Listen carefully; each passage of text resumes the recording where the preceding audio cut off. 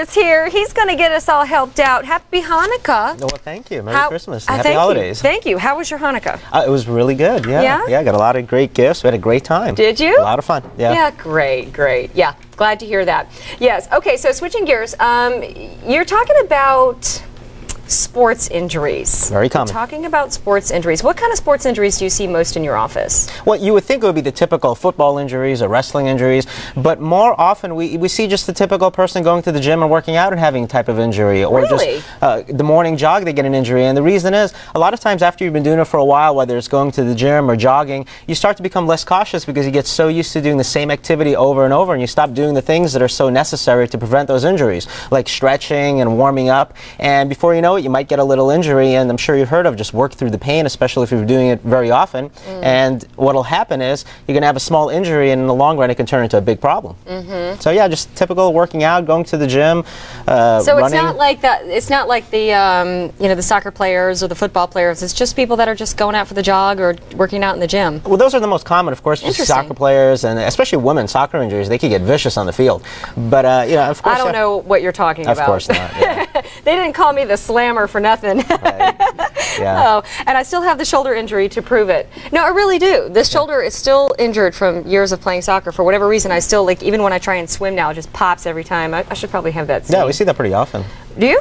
Well, yeah, because what happens is you'll have a shoulder injury, let's say back in high school, and let's say your shoulder's injured and it hurts to raise your arm every time this way. So what are you going to stop doing? Well, you're going to stop raising your arm. Yeah, so after a while you start raising it lower and lower and lower, and 10, 20 years down the road you find yourself, you can't lift your arm anymore, and you get something that's called a frozen shoulder, which is an actual syndrome, which is you're not using your shoulder enough and it starts to freeze up, you start to build up scar tissue. So an injury that you might have had years ago in high school, all of a sudden starts to develop years and years later. So somebody will come into my clinic, and they'll say, well, I don't know how I got the shoulder injury. A lot of times we could trace it back to some type of injury that they had back playing football or soccer or swimming or any other type of activity, other sports injury that they've had. And that's why it's so important to get it checked out as soon as possible. Can it lead to other injuries? Let's use the arm as an example. Yeah. Let's say the person doesn't, 20 years later and it's out. But what about, does it lead to, because the body is a symmetrical thing. Yeah. So you're overcompensating on the other side. Can it cause injuries on the other side? Compensation like a domino effect. Absolutely. Compensation is a big factor, because if you stop using that right shoulder,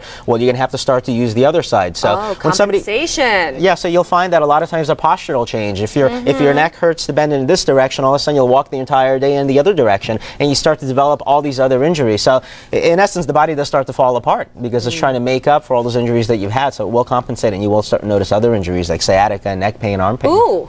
Yeah. Ooh. Yeah, very common. You are a black belt in what kind of martial arts? I think I am wearing a black belt, yes. Yeah. Come on. Yeah, I do mixed martial arts. So I'll do jiu-jitsu, karate, kempo karate, and I've been doing that for years and years. So I can relate with a lot of the people that come to my clinic with injuries, because they'll get martial arts injuries, they'll get sports injuries, and I experience the same types of injuries. But, like what? Like neck injuries, like shoulder injuries. So I get those regularly, but I do the right things to make sure that I prevent them. Like what? Martial arts, it's one of these things. A lot of times people say, well, that's not safe. Well, if you want to be safe, you don't do it. But you want to try to minimize the risk. You want to make sure that you stretch out before you're doing the activity. You want to make sure that you're warming up before you're doing the activity, and knowing your limits anytime you're doing those types of things. And that'll prevent neck sprains, it'll prevent shoulder injuries, knee injuries, some of the different things that anyone can experience doing that. I think you said not safe. I think it's not safe to not be active in an activity. Yeah. Some of which, on the scale of, could be injured a little bit higher than others. If you're playing golf, or you're doing Brazilian Jiu-Jitsu, which is awesome. I didn't know you did that. Yeah. That's grappling, right? Grappling, yeah, and I do a lot of different tournaments. So I'll do grappling tournaments regularly, and yeah, of course.